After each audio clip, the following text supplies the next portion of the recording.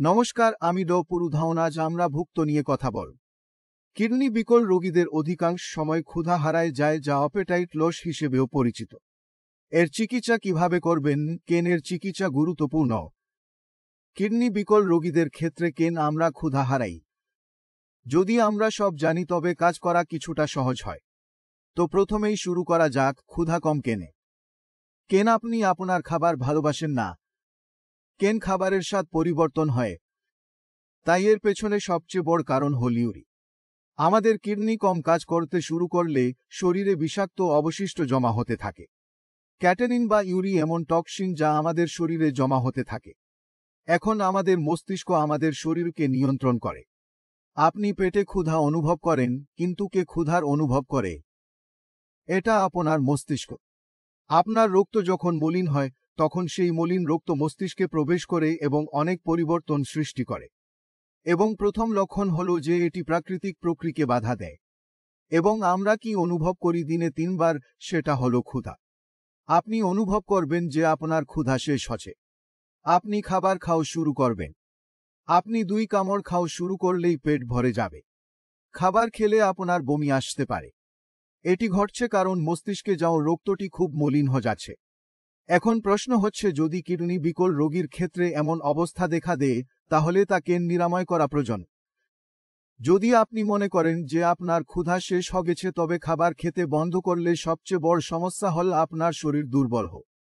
আপনি যদি আপনার খাবার কমান, এটি যদি দীর্ঘদিন ধরে হয়, তাহলে সমস্যা হবে যে শরীর দিনে দিনে দুর্বল হয়ে যাবে, যার ফলে শরীর পুনরুদ্ধার করা অসম্ভব হয়। আমাদের ডায়ালাইসিসের পদ্ধতিও বন্ধ হয় কারণ শরীর দুর্বলতা হয়ে যায়। তাহলে আমাদের কি করতে হবে? আমাদের রক্ত শুদ্ধ করতে হবে। রক্ত পরিষ্কার করলে ক্যাটেকিন এবং ইউরি বের হবে। আমাদের শরীরে যেসব লক্ষণ দেখা দিচ্ছে, সেসব রোগের লক্ষণ কমতে শুরু করবে। কিন্তু প্রশ্ন জাগে, কিডনি খারাপ হলে ক্যাটেচিন ও ইউরি কমবে কিভাবে? তাই এর 2টি উপায় আছে। শরীরের ক্যাটেচিন এবং ইউরি কমানোর জন্য প্রথম উপায়টি হল, এর কম হলে ম্যানেজ করা হয়। সামগ্রিকভাবে আপনার স্তরগুলি কমে যায়। দ্বিতীয় উপায় হল কিডনির কার্যক্ষমতা বৃদ্ধি করে ক্যাটেচিন ও ইউরি দূর করা। তাই কিডনি রোগীদের জন্য উভয় উপায় কাজ করা ভালো। তাহলে চলো শুরু করা যাক কিভাবে আমাদের শরীরে ক্যাটেচিন এবং ইউরির মাত্রা কমানো যায়। এর উত্তর হল খাদ্য। আমরা যে খাবার খাই তাতে শরীরে কার্বোহাইড্রেট, প্রোটিন, ফ্যাট ঢুকাই এবং তাদের কারণেই আমাদের শরীরে বর্জ্য উৎপন্ন হয়। যদি আমরা আমাদের খাবারে কিছু পরিবর্তন করি, তবে আমাদের শরীরে ক্যাটেকিন এবং ইউরির উৎপাদনে একটি বড় পার্থক্য হয়। তাই প্রথমেই আপনাকে আপনার ডায়েট থেকে ভারী প্রোটিন সরিয়ে ফেলতে হবে। প্রোটিন মানে যদি আমরা আমাদের খাদ্য তালিকা থেকে দুধ, ডিম, মাংস, মাছ বাদ দিই, তবে আমাদের সিস্টেমের উপর লোড কমে যাবে। আমাদের লিভারকে কম কাজ করতে হবে কারণ খাবার সহজে পচন হয়। কম পরিশ্রম করতে হবে কারণ আপনার ক্ষুধা শেষ করা যাচ্ছে না, কারণ ইউরি উৎপাদন হচ্ছে না। এটি আপনার পেটে উৎপন্ন হয়। তাই যখনই আমরা ভারী কিছু খাই, তখন লিভারকে আরও বেশি কাজ করতে হয়, সেই প্রক্রিয়া ইউরি বেশি উৎপাদিত হয়। যখন আমরা আমাদের খাবার থেকে ভারী হজমযোগ্য জিনিসগুলি সরিয়ে ফেলি, তখন আমাদের খাবার কম শক্তিতে হজম হবে। এর মানে হল লিভারটি কম কাজ করতে হবে, খাবার দ্রুত পাচ্ছে, শরীর দ্রুত শক্তি পাবে এবং আমাদের শরীরে কোন দুর্বলতা থাকবে না। এর ফলে সমস্ত ভারী প্রোটিন সরিয়ে নেওয়া হয়।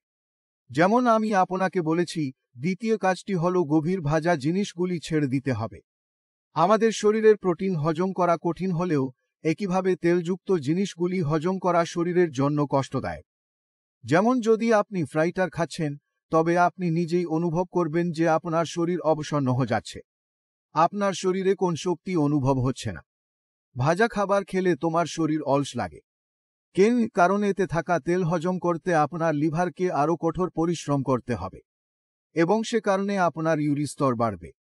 এটি শরীরে বেশি উৎপন্ন হওয়ার কারণে এটি শরীরে বেশি থাকে। তাই এই 2টি গুরুত্বপূর্ণ জিনিস আপনি যদি আপনার খাবারে পরিবর্তন করেন, তাহলে আপনি ইউরির উৎপাদন নিয়ন্ত্রণ করতে পারবেন। এখন জিজ্ঞাসা হল, আমাদের কি খাবার খেতে হবে এবং কিভাবে খেতে হবে? তাই আপনার খাবার হতে হবে হালকা এবং সহজে পাচনযোগ্য। রুটি, ভাত, উপমা, পোহা, ইডলি, দোসা খেতে পারেন, বিস্কুট খেতে পারেন, কিন্তু মনে রাখবেন যে আপনার কোনো ভারী খাবার না খেতে হবে। অর্থাৎ যদি আপনি বিস্কুট খাচ্ছেন, তবে খেতে হবে যেন তা তেল মিশ্রিত না।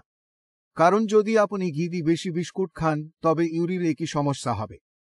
তাই আমাদের খাবারটি হালকা রাখতে হবে যাতে আমাদের শরীর তা দ্রুত পচন করতে পারে এবং আমাদের শরীরে ইউরি কমে যায়। সমস্ত কিডনি বিফলতা রোগীদের জন্য আমি সর্বদা পরামর্শ দিই যে আপনার বিপি শর্করা স্বাভাবিক সীমার মধ্যে রাখতে হবে যদি আপনি আপনার কিডনির চেয়ে বেশি সময় হাঁটতে চান। তাই আপনাকে আপনার বিপি নিয়ন্ত্রণে করতে হবে, কিন্তু আমাদের এটি জন্য কঠোর পরিশ্রম করতে হবে। আমাদের বিপি নিয়ন্ত্রণ বাড়তে হবে এবং প্রতিদিন এসব খাওয়ার আগে আপনার বিপি চেক করতে হবে। শুধু নিশ্চিত করতে বলছি আজ আমি বিপি থেকে সমস্যা হব না।